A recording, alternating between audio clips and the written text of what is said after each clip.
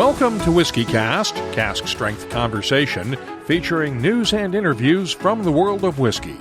I'm Mark Gillespie, and this is episode number 1097 for February 23rd, 2025. Coming up in a few minutes. Most of what you see is going to be American whiskey, bourbon, rye, the new category, American single malt. But we do carry a lot of scotches. I think we carry some of the most extensive scotch collection in San Francisco. San Francisco's Elixir is one of the Bay Area's best whiskey bars, and we'll visit Elixir with head bartender Nick Madden on this week's WhiskyCast In-Depth. I'll also have the What I'm Tasting This Week department, our community segment, and much more. The news is next on this week's WhiskyCast. The second release in Dewar's four-part collector series, Dewar's Double Double 38-Year-Old, is now available. It's a tribute to the Scottish Highlands, and it's like nothing you've had before. More in a minute. Let's get started with the week's news. It's brought to you by the Dalmore. English whiskey is a step closer to having its own geographical indication status. The English Whiskey Guild's application for GI status has reached the consultation stage for public comments. The comment period will last for 3 months, and there's already been one opponent of the plan. The Scotch Whisky Association is objecting on the grounds that it would allow single malt whiskies to be mashed and brewed at a separate facility from the distillery. Supporters of the plan say it would allow more collaboration between brewers and distillers. Campari is the latest drinks maker to review its ongoing operations with an eye to layoffs. News reports indicate the Italian-based Campari could shed up to 500 jobs, or about 10% of its global workforce. More specific details are expected next month when Campari announces its full-year earnings. Analysts say the company's billion-dollar acquisition of Courvoisier Cognac has been hard to digest because of the global decline in cognac sales.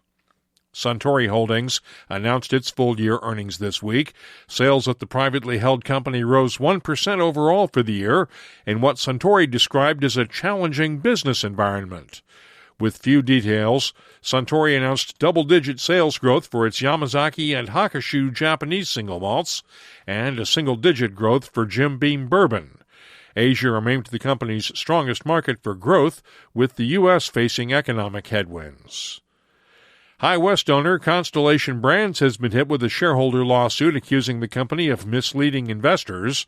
The proposed class action lawsuit claims Constellation executives reassured investors last year that the company's wine and spirits division was recovering from a tough period, only to have the company report reduced earnings from the division in January. Constellation shares dropped 17% after that announcement. The lawsuit also names CEO Bill Newlands and Chief Financial Officer Garth Hankinson as individual defendants. In other news, Ireland's Dingle Distillery is scaling back its expansion plans after the country's National Planning Board rejected its original plan that would have essentially created a new distillery at the site. The new plan calls for external improvements along with a second-floor visitor area and an upgraded retail shop. The project is expected to cost around €2 million. Lots of new releases to talk about this week. Dewar's is releasing the latest in its Double Double series of blended Scotch whiskies. The Double Double 21-Year-Old Stone Toasted Limited Edition uses French oak finishing casks toasted with volcanic rock from Iceland. It'll carry a recommended retail price of $139.99 a bottle. I received a sample this week, and I'll have my tasting notes for it later on. Kentucky Peerless Distilling is also experimenting with toasted barrels for its latest rye whiskey release. Toasted Rye Batch 1 takes Peerless ryes between 4 and 8 years old, blends them together, and finishes them for a month in a toasted oak barrel. It's a Kentucky-exclusive release priced at $110 a bottle. Frey Ranch in Nevada is also experimenting, this time with a 100% unmalted barley whiskey. It's made from barley grown at the Frey Ranch farm and was matured for nearly 5 years. It'll be available at the distillery and through the Frey Ranch website for $60 a bottle. Woodford Reserve is releasing a new version of its Chocolate Whisper whiskey from 2021, when an accident at the distillery caused some chocolate malted rye to be blended with Woodford Reserve bourbon. Now they've recreated that happy accident as Chocolate Whisperer Redux 139.4, which refers to the proof. At 69.7% ABV, this hazmat whiskey is the strongest Woodford release ever. It's part of the Woodford Reserve Distillery Series, which is only available at the distillery in Versailles, Kentucky, the Woodford Reserve website, and select Kentucky retailers. Finally, Bushmills has released a 4-bottle Private Reserve series of Irish single malts in the U.S. market. There are Amarone, Moscatel, Bordeaux, and tequila cask finishes in the series. All 4 bottles are priced at between $60 and $75 each. You can keep up with the latest whiskey news all week long at WhiskyCast.com and in the WhiskyCast community app. The news is brought to you by the Dalmore. Hello, Richard Patterson here, Master Distiller, Master Blender for the Dalmore. You know, whenever the team and I are in the world sharing our exceptional single malt, we like to keep in touch with Mark Gillespie and the latest news from WhiskyCast.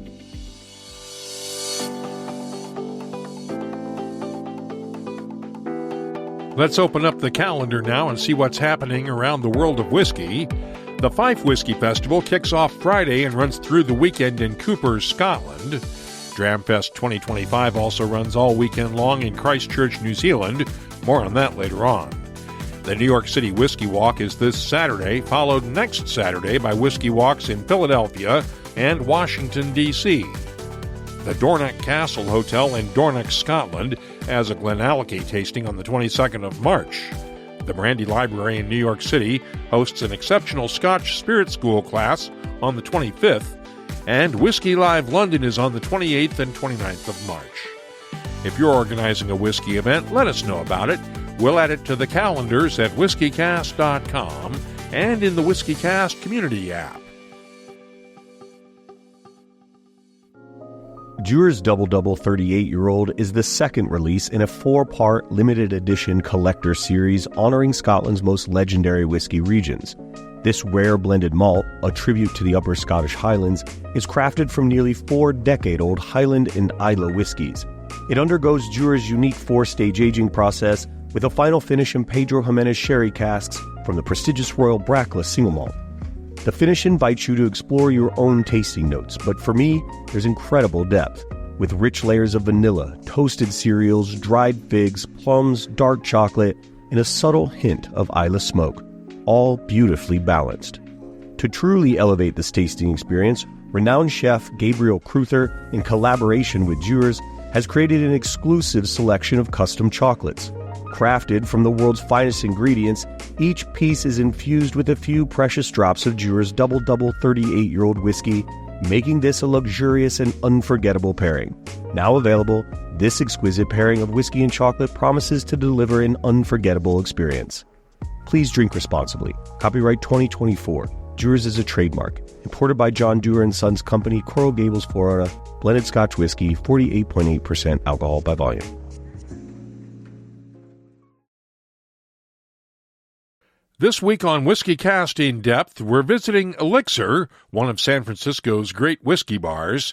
It's located at the corner of 16th and Guerrero in the Mission District, and is also one of San Francisco's oldest bars, dating back to Gold Rush days. When you walk in, the big screen TVs are not tuned to a sports channel, but are showing old black and white westerns and TV shows. It's definitely a throwback, as I learned from head bartender Nick Madden. Okay, so give me the history of this place. All right, so we're at Elixir, the second oldest continually operated bar in San Francisco. It was originally established as a bar in 1858, back when there was a plank road out here on the streets, and it stayed a bar through the whole time. It burnt down in 1906, rebuilt in 1907. After that, it was rebuilt as a bar. This front part here was open, right? So when they rebuilt it in 1907, this was all a tobacco stand, cigar stand. And then later on, throughout the years, they enclosed it off like it is. So you can see right where this beam is right here, that's where you would have the saloon doors. And then out here was the cigar stand. in the bar. This corner bar here was added, and this end down here, the other end part was added. The back bar and the front bar are from the late 1800s. When they rebuilt it, they got it from a place that got it from overseas. So they're able to keep that kind of same aesthetic. Rebuilt in 1907, maintain a bar. It's been Elixir since 2003. And let's see. During Prohibition, it was a soda fountain. And then after Prohibition, they reopened as a bar. Let me get Shea over here. He might have some quick in-depth. Shea, can you come here? We're giving a little history about the bar. Yeah. Can you add some? So I told him the brief history. Established 1858, burned down in 1906, rebuilt in 1907. Right. When they rebuilt it, the front part was open as a tobacco stand. Yep. And so one of my favorite parts about the bar is if you look at this bar and the back bar, you can actually tell where we made our additions. So closer to the front door that curves over, that is where the cigar stand was, going back to what he was talking about. When they pushed that out, they made that addition. And then we also did the same on the other end here. You can see where it kicks up a little bit and then goes around. And that was an addition as well. This door used to be a boot black, and so it was like a shoe shine station, and that was actually separate. When we extended the bar and added that part, we got rid of the boot black. The women's room, they didn't have a ladies' room back then because it was usually men only. If you go into the ladies' room and you look, you'll see there's a door that goes outside. That was a door for beer to come in and out. What do you call it? There was a delivery door. And so when they expanded after Prohibition, they made a ladies' room. And so they turned that little delivery station into a ladies' room, but kept the door. So when you go outside and you look, there's no door. When you go through the ladies' room, you can see the door, which is kind of fun. What else? When H took over, about 21 years ago, he stripped all the paint that was off of the natural wood. And that's what you see now. If you look at the ceiling over here where it comes down, you can see it's all charred. And all that char is because these two lamps used to be gas lamps and at one point caught on fire. And we still have the gas fixtures are behind all that. And they were just converted over to electric. But when the owner H decided to renovate, he wanted to keep as much of the history as possible. And so he left the charring on there. You can also see on that same area where the post used to be that came down when the front doors were farther in.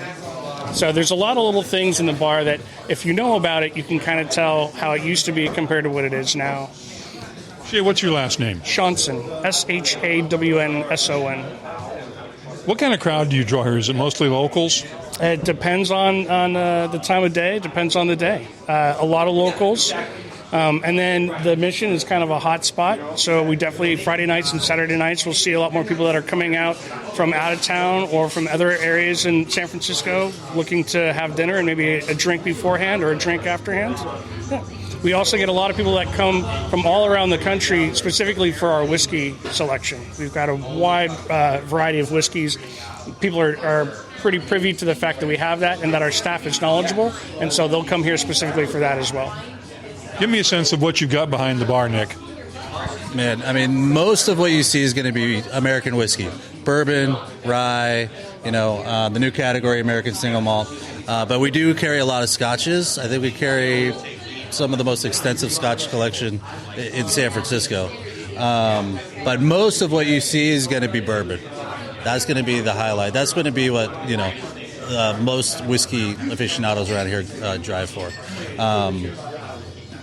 But we have a lot of the brands extend from everywhere, all over the U.S. A lot of local California brands, we're here, so we like to support them. A lot of the popular stuff, like the people love the Sazerac products and all that stuff. But really, what we do well here is we do a lot of independent bottled scotch as well.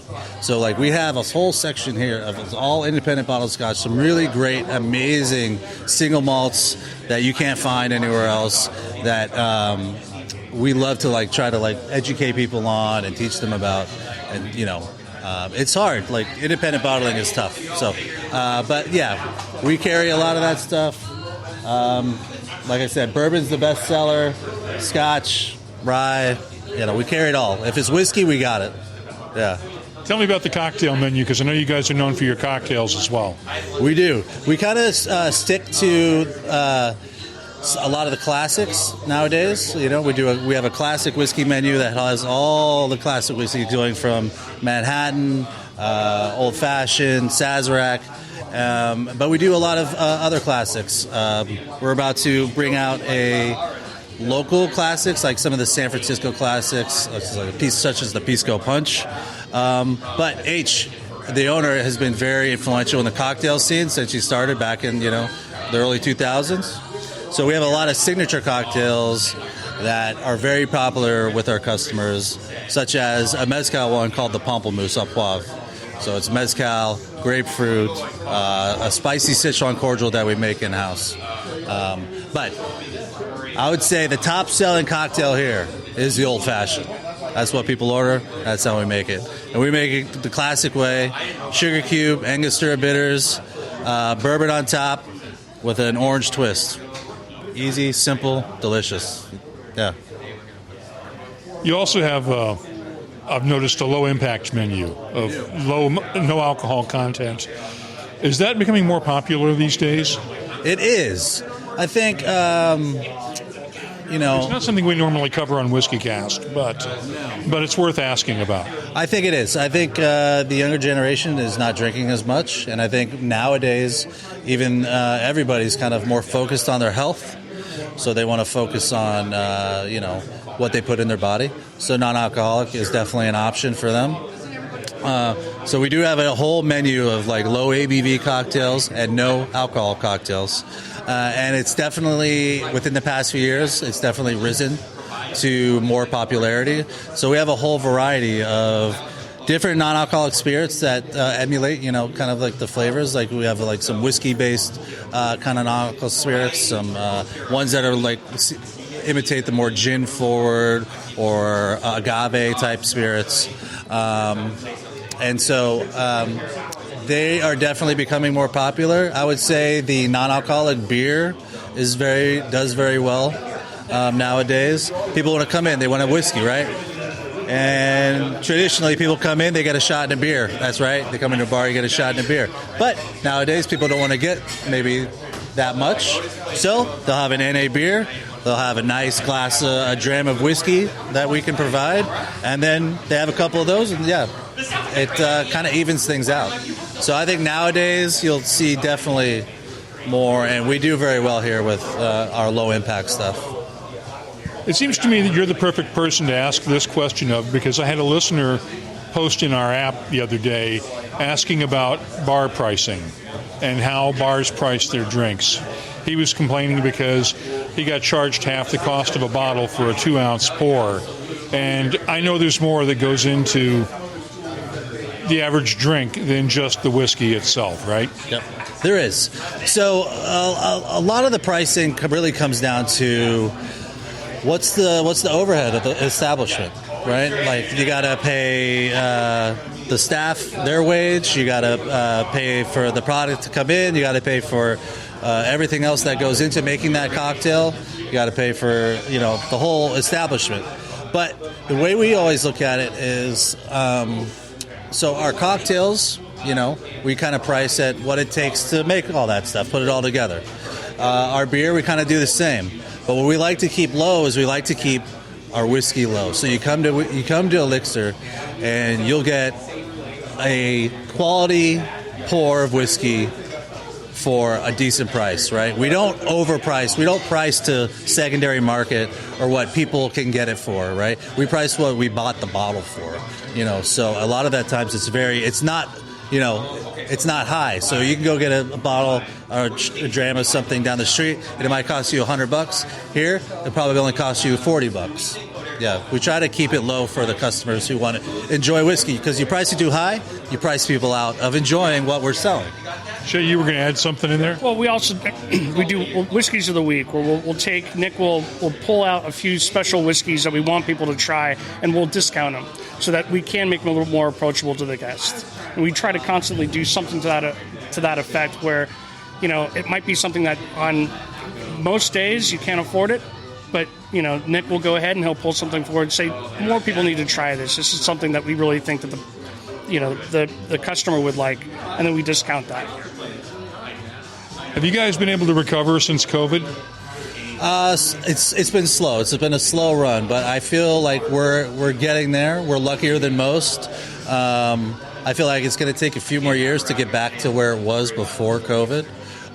But we're not out of the woods yet, but it's getting better, is how I would say it. Yeah. Thanks to Nick Madden and Shea Shawnson for the tour of Elixir in San Francisco. You'll find a link to the bar's website in the show notes for this episode at whiskycast.com. Let's start off the What I'm Tasting This Week department with the new Dewar's Double Double 21 Stone Toasted Blended Scotch that I mentioned during the news. It's bottled at 46% ABV, and the nose has touches of honey, stone fruits, a hint of citrus, and sandalwood. The taste has notes of pears, peaches, white pepper, butterscotch, honey, and sandalwood, while the finish is long with a touch of butterscotch. I'm scoring the Dewar's Double Double 21 Stone Toasted Whiskey a 93. Next up, the new Ardbeg Eureka Single Malt, produced to celebrate the 25th anniversary of the Ardbeg Committee. It's bottled at 52.2% ABV, and the nose has touches of creosote, peat smoke, lemon zest, a hint of figs, and dark chocolate. The taste has a nice balance of dark chocolate, black pepper, peat smoke, figs, dates, and honey. The finish is long and peppery with a touch of peat. I'm scoring the Ardbeg Eureka a 92. Let's close with another Islay single malt, the Bowmore 12-year-old Sherry Cask Series. It's bottled at 40% ABV. The nose has a gentle peatiness, along with figs, dates, raisins, honey, apricots, and chocolate. The taste has subtle spices and a gentle smokiness with Christmas cake, honey, chocolate, and toasted almonds. The finish is long with a nice balance of spice and smoke. I wish this one had been bottled at a higher ABV, but it's still a nice dram. I'm scoring the Bowmore 12-year-old Sherry Cask Series single malt a 90. I'll be adding these tasting notes to our searchable list of more than 3,800 whiskeys from all over the world. Check it out this week at whiskycast.com. Let's open up the WhiskyCast community app and see what people are talking about this week. Had several comments on our lead story this week about the English whiskey geographical indication status and the Scotch Whisky Association's objections over single malt distilleries being allowed to mash and brew their distiller's beer in a separate location from the distillery. Chris Ratcliffe posted this comment: Spirit of Yorkshire is a brewery that expanded into whiskey. They make the mash themselves and trundle it down the hill by tractor to their small distillery, where they complete the process. The only difference between that and the Scottish definition is a land border. If the insistence was that it be a single site, maybe they'd never have made a distillery in the first place. It just feels like protectionism. Contracting out mash production could make sense for a new distillery, but could also be a benefit. Imagine different fermentations and yeast strains from different breweries in different expressions. And Peter Sprunger posted this in the app as well. I'm generally a smart guy when it comes to whiskey and distilled spirits, but I have to admit it wasn't until I read the comments that I picked up on the potential production differences between Scotch single malt and English single malt. First, if it took this geek a few minutes to figure it out, no average consumer will ever care. Most consumers don't know the difference between a single malt and a blend anyways. Second, it isn't clear to me the differences will actually cause a decrease in quality and hurt the brand name, especially if the label specifies English single malt, so it can be differentiated from Irish, American, or Japanese single malts. And we should note that the same provision is included in the TTB's definition of American single malt whiskeys to allow mashing and brewing at a separate location. Finally, Canuck Sloth added this from Saskatchewan. Not a big fan of the SWA at times. The silliness of the times they have gone after Canadian companies for names is a perfect example. One other post this week from Canuck Sloth that I had to share. He posted a photo of a Lagavulin Offerman edition bottling next to a Bushmills single malt with this caption, "Minus 46°C right now, so I figured some peat to go along with the Irish tonight." That converts to minus 51 degrees Fahrenheit. Either way, it's damn cold. If you have something you'd like to add to the conversation, whether it's a question, suggestion, or a comment, download the free WhiskyCast community app from your app store and join the conversation. You'll also find us on social media. Look for WhiskyCast on Blue Sky, X, Threads, Instagram, and Facebook. And our email address is comments@whiskycast.com. Let's close out the show now with Behind the Label, our look at the history, science, and people who make whiskey unique. This coming weekend, they'll celebrate all things whiskey-related at Dramfest in Christchurch, New Zealand. But one of the things they'll celebrate the most is the revival of the country's whiskey distilling heritage. For years, there was only one distillery of any scale in New Zealand, the Willowbrook Distillery in the South Island town of Dunedin, which closed more than a decade ago. Now the Malt Whiskey Yearbook shows at least 12 distilleries operating in New Zealand. Most are small-scale like Waiheke Whiskey on the North Island, but Cardrona Distillery on the South Island is producing whiskies for export, even more so now that it's been acquired by International Beverage, owner of Scotland's Pulteney, Balblair, Speyburn, and Balmenic distilleries. The Poceno Distillery also exports its single malts to the U.S. and is expanding its capacity this year to 250,000 liters of alcohol. New Zealand is a key source of barley for the Asia-Pacific region, so there's plenty of raw materials available for expansion of the country's whiskey production. If you have something you'd like us to look at on an upcoming episode, just get in touch with us.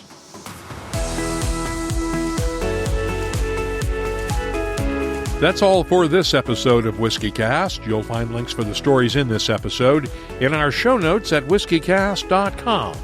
That's also where you'll find the latest whiskey news, my tasting notes, the calendar of events, the whiskey photo of the week, and, of course, a complete archive of past episodes going all the way back to 2005.